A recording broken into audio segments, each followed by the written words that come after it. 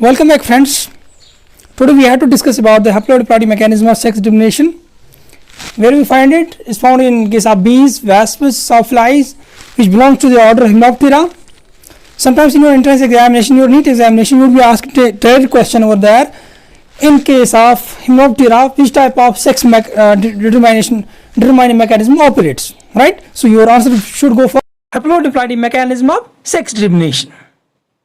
चलो हम एग्जांपल लेते हैं हनी बीज के अंदर क्या मैकेनिज्म है, कैसे ऑपरेट होता है. Let's see.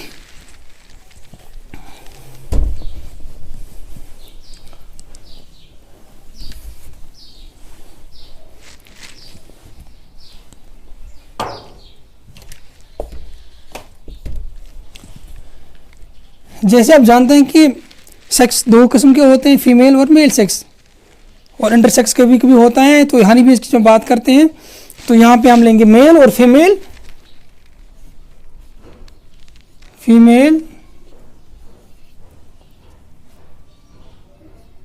और मेल.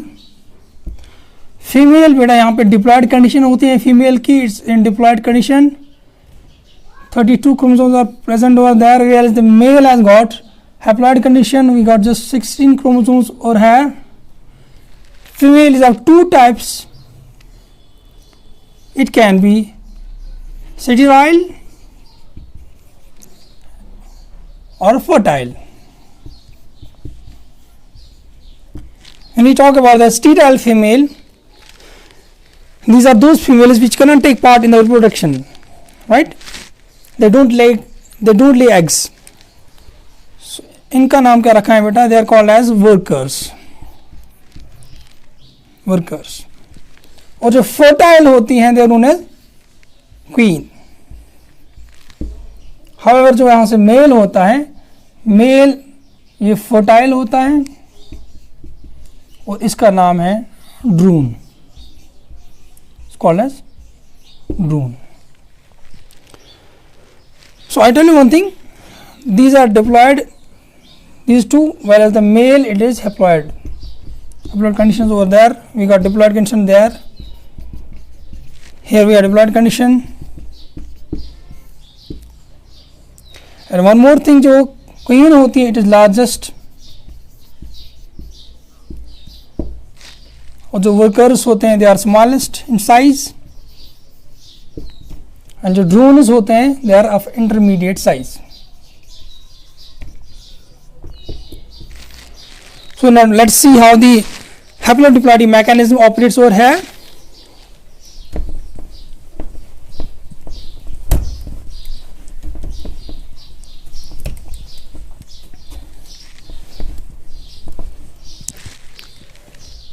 चूँकि हमारे पास we got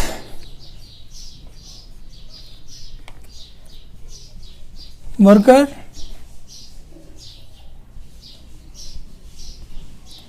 क्वीन, थोड़ा क्वीन यहाँ लिखेंगे हम, क्वीन और Druon. 2n condition is there. 32 2n condition, 32 chromosomes. Haploid condition, just 16 chromosomes. Now this queen will undergo oogenesis. It will lay eggs. What's the function or the role of queen? It has to lay eggs. इसका यही काम है, it lays eggs. Whereas what the function of these drones? They only go for mating. They mate with once in their lifetime with this queen. However, workers का क्या काम है बेटा? Workers का ही सारा काम है protection, defense mechanism, cleanizing, nest building, Honey formation, wax formation, सारा काम किसका है? वो वर्कर्स का काम है, लेकिन स्टीराइल होते हैं. They will not take part in production. अब जो क्वीन यहाँ पे 2n32 कंडीशन है, ये एग्स बनाएंगी क्योंकि oogenesis होगा यहाँ पे. ये एक एग बन गया, ये दूसरा. और किस प्रोसेस से होगा? There will be a reductional process जिसको हम कहते हैं meiosis, as in case of human beings. ये आपको याद रखना है, मियोसिस होगा यहाँ पे. So through this process meiosis n and n2 eggs will be formed over there. However, in case of drones which are fertile males, they got the haploid condition or n equals 16, so they can't afford to undergo meiosis, they will undergo mitosis. So they will undergo mitosis.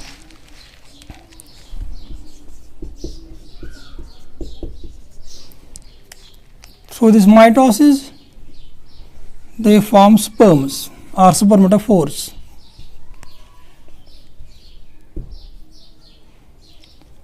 Or spermatophores, right? So this point you have to remember for your entrance examination, medical entrance examination, for your NEET examination, that drones undergo mitosis, they do not undergo meiosis as usually we find in case of males in general, but here it's an exception that these drones undergo mitosis to form sperms.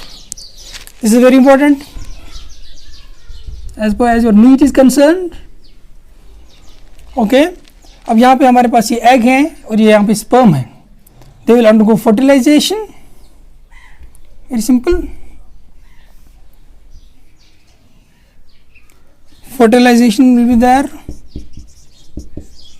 Fertilization, and in this fertilization 2n condition will be generated. 2n. So 2n जो larva यहाँ पे produce होगा, larva जो होगा, this larva will be 2n larva. और ये larva बेटा क्योंकि 2n कंडीशन है and 2n diploid condition is always present, is always found in case of females and never ever in case of males as far as these honeybees are concerned. So ये female larva ही होगा. So we got female now.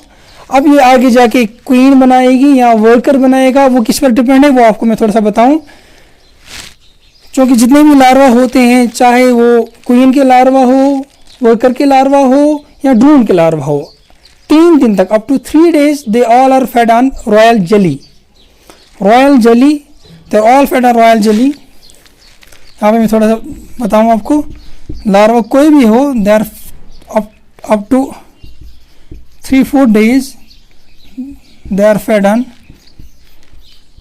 royal jelly. What is this royal jelly? It's actually pre-digested, pre-mixture of honey and pollen. जब हनी और pollen body के अंदर ही mix up हो जाते हैं, mixer बनाते हैं, तो फिर हाइपोफ्रैक्स के थ्रू वो सिक्रीट होता है, उस वक्त उसको हम कहते हैं royal jelly. Predigested honey and pollen, right. तो सारे larva up to 3 to 4 days उनको फीड किया जाता है बेटा on what, on royal jelly. लेकिन जो क्वीन का, जो इसको क्वीन बनना होता है आगे जाके, क्वीन जिसको बनना होता है, उसके लार्वा को कंटिन्यूसली फीड किया जाता है on royal jelly through out the life. और यहाँ से जो लार्वा होता है, किसका लार्वा, ड्रोन का लार्वा या वर्कर का, इनको फीड किया जाता है बी ब्रेड पर.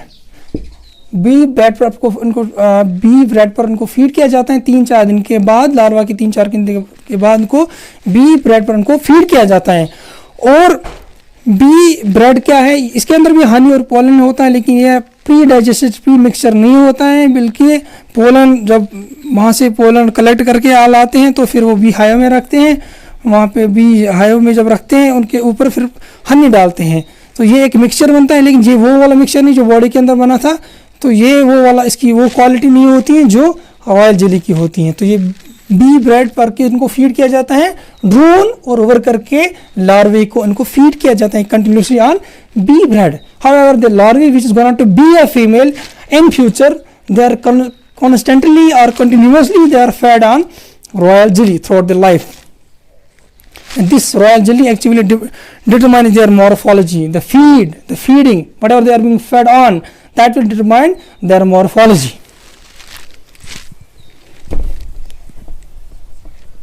See, तो लार्वा 3 दिन तक तो मैंने बताया आपको कि उसके बाद if it is fed on royal jelly,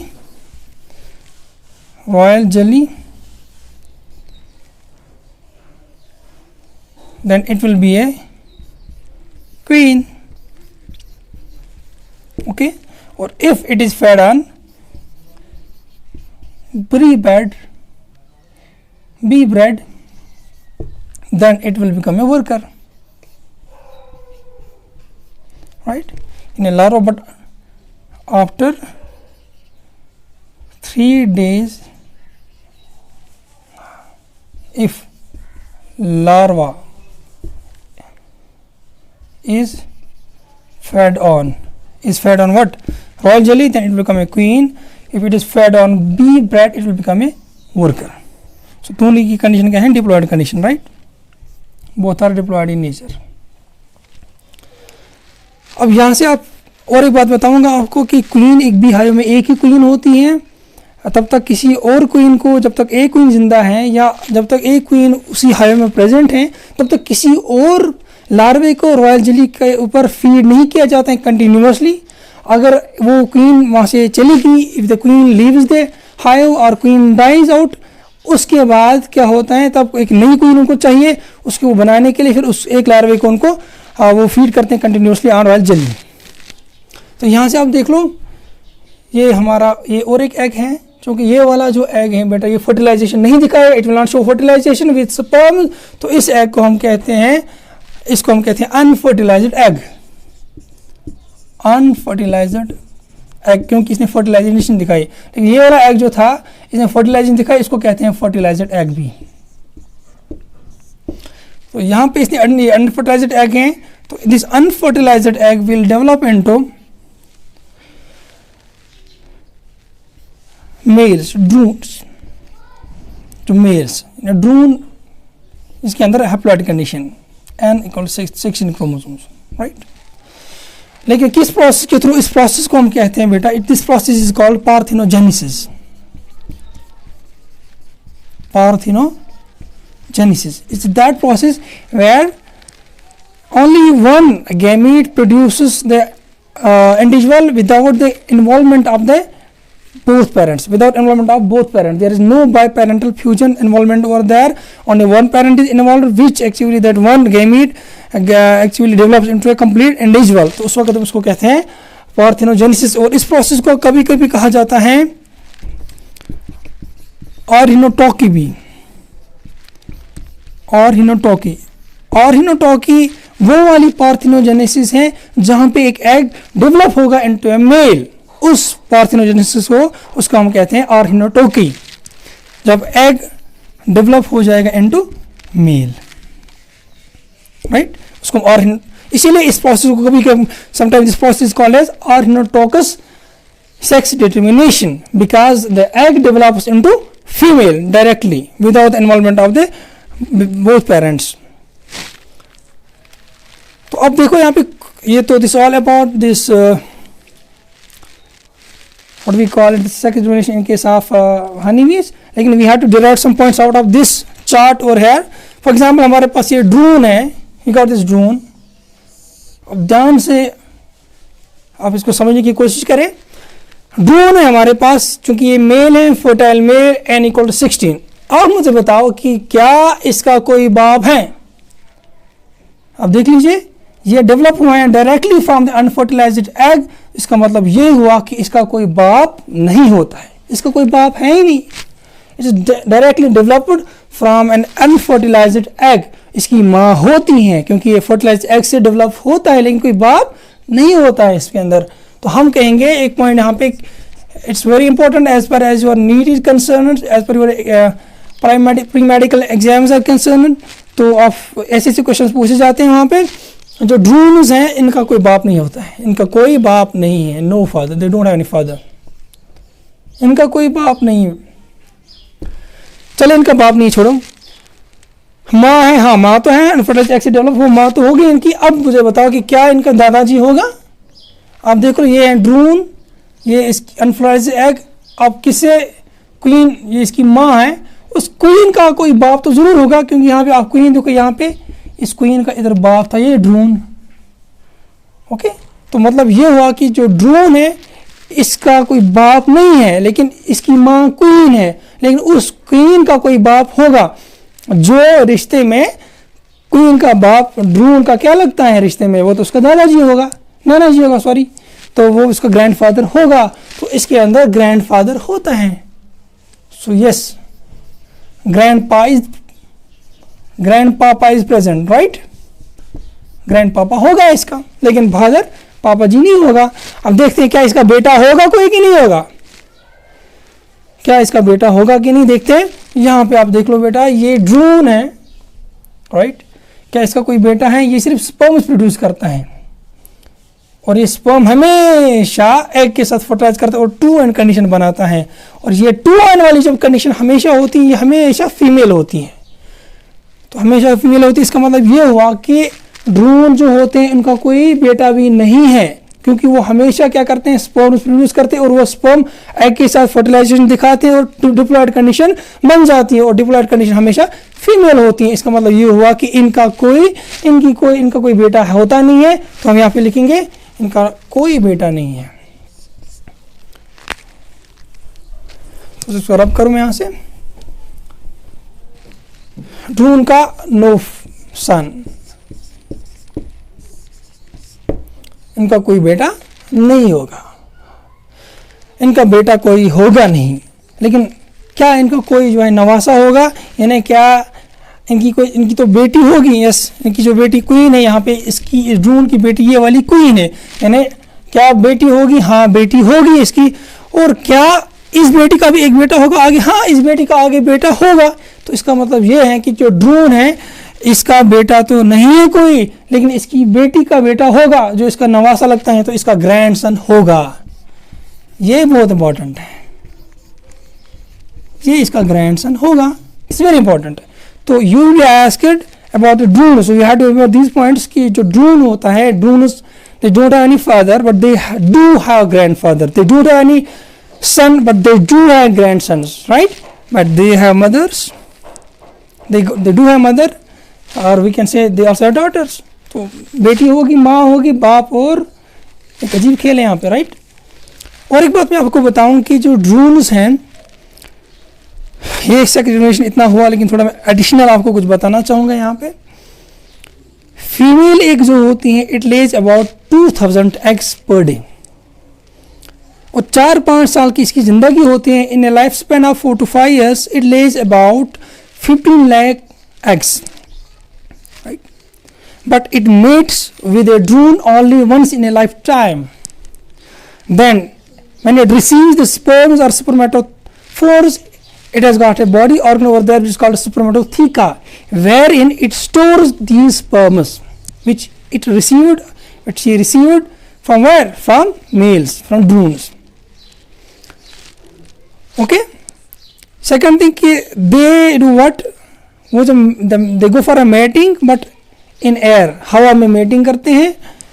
तो जो drones होते हैं, there are about 100 drones in a beehive, they all drones try to mate with this queen, and इसी कोशिश में क्या होता है कि क्वीन बहुत आगे चली जाती है, हवा में ऊपर हाइट पर चली जाती है, और जो ड्रोन उसको चेज कर पाता है सबसे ऊपर तक, उसी ड्रोन के साथ ये क्वीन मेटिंग दिखाती है। यानी फीमेल चाहती है कि मेरे साथ वो ड्रोन मेटिंग करे जो सबसे ज़्यादा फ्लाई कर सकता हो, हाइट यानी उड़ान भर सकता हो, और जो सबसे ज़्यादा फुर्तीला हो, विटी हो, राइट? फीमेल सेक्सुअल चॉइस यहाँ पे होती है। आगे जाके फिर क्या होता है, ये जो मेल, लेकिन इसको नहीं पता इस मेल को आगे इसके साथ क्या होने वाला है, कि जब इसने कॉपुलेशन की, जब मेटिंग हुई क्वीन और इस ड्रोन की, ये इसकी पहली और इसकी आखिरी मेटिंग होती है, क्योंकि इसके बाद इसकी मौत हो जाती है, ये मर जाता है, ये ड्रोन मर जाता है। होता क्या है, जब ये कॉपुलेशन करते हैं, उसके बाद जब ये अपने स्पर्म्स ट्रांसफ़र किए, उसके बाद ये अलग होना चाहता है क्वीन से। अलग होते वक्त चूँकि टाइटली फ्यूज होता है, अलग होते वक्त इसका जो है कॉपुलेटरी ऑर्गन वो रप्चर हो जाता है, जिसकी वजह से अपार्ट होने वजह से अलग होते होते इसका जो है एब्डोमेन तक भी इसका अलग रिप्ड अपार्ट, इसका एब्डोमेन भी जो है कट जाता है, और जिसकी वजह से इसकी उसी जगह मौत हो जाती है। तो ड्रोन्स भी लाइफ में एक ही बार मेटिंग करते हैं और पहली और आखिरी बार उसकी मौत हो जाती है। उसके बाद बाकी ड्रोन जो नीचे थे वो अभी बच गए, लेकिन आगे जाके अगर जिंदा रहे तो 5 वीक तक उनकी लाइफ स्पैन टोटल होती है, तो वैसे भी मर जाएंगे। अगर उन्हें मेटिंग है तो वैसे भी वो उसी वक्त मर जाएंगे। I think this is all about this honey bee के सेकंड जनरेशन के बारे में। और हमारे और जो वीडियोस आने वाले वीडियोस हैं उनको आप देखने के लिए आप हमारे चैनल को सब्सक्राइब कीजिए और कमेंट करना ना भूलिए, कमेंट भी कीजिए और शेयर करिए ताकि ज़्यादा से ज़्यादा स्टूडेंट्स उनको फ़ायदा हासिल हो in this lockdown and in this pandemic, ताकि जो है बाकी बच्चे भी उनको भी फ़ायदा हो। Thank you very much.